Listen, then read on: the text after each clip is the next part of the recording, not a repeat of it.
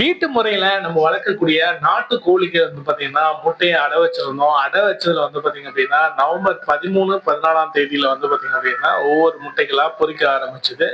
இன்னையோட குஞ்சுகளுக்கு வந்து பாத்தீங்க அப்படின்னா, 40 நாட்கள் வந்து வயது வந்து நிறைவடையுது. ஸோ பார்த்ததுல 5 குஞ்சுகள் மட்டும் தான் மிச்சம். நம்ம வந்து தாய் கோழியும் நம்மளாலயே வந்து காப்பாத்த முடிஞ்சது. அதுல 4 குஞ்சு மட்டும் தான் இருந்துச்சு. 1 குஞ்ச காணோம். என்னடான்னு பக்கீன்னு ஆயிடுச்சு.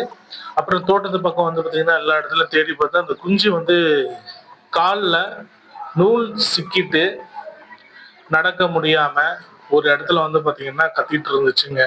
இந்த மாதிரி வீட்டு முறையில இந்த மாதிரி குட்டி கோழிகளை வந்து பாத்தீங்க அப்படின்னா நம்ம அப்பப்ப கண்காணிக்கிறது ரொம்பவே அவசியமான ஒண்ணு.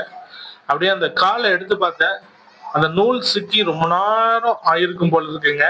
கால்லாம் அப்படியே வந்து பாத்தீங்கன்னா வீங்கி இருந்தது. குஞ்சுக்கும் வந்து பாத்தீங்க அப்படின்னா வலிக்கும். ஸோ சேதாரம் இல்லாம சிக்கி இருக்கக்கூடிய இந்த நூட்களை வந்து பாத்தீங்கன்னா எடுத்து விட்டேன். அதுக்கப்புறம் வந்து பாத்தீங்கன்னா குஞ்சு வந்து ஹாப்பியா வந்து நடந்துச்சு.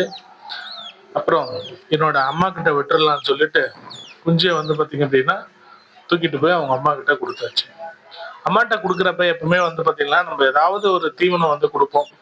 ஸோ அந்த மாதிரி இன்னைக்கு வந்து சின்ன வெங்காயம் சின்ன சின்ன பீசஸா கட் பண்ணி எல்லா குஞ்சுகளுக்கும் தாய் கோழிகளுக்கும் கொடுக்கலாம் அப்படின்னு வெங்காயத்தை எடுத்து அப்பப்போ அடிக்கடி வந்து வாரத்துல 2, 3 நாட்கள் இந்த மாதிரி நம்ம வந்து செய்யறது.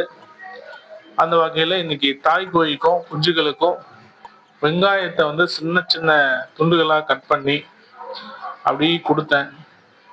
தாய் கோழியும் அவ்வளோ ஆர்வமா வந்து பாத்தீங்க அப்படின்னா அதை விரும்பி சாப்பிட்டுச்சு. அதே மாதிரி இந்த நூல் சிக்கிற இந்த குஞ்சு வந்து பாத்தீங்கன்னா மற்ற குஞ்சுகள் தாயை பார்த்த உடனே வந்து பாத்தீங்கன்னா ரொம்ப சந்தோஷமா துள்ளி குதிக்க ஆரம்பிச்சிருச்சு.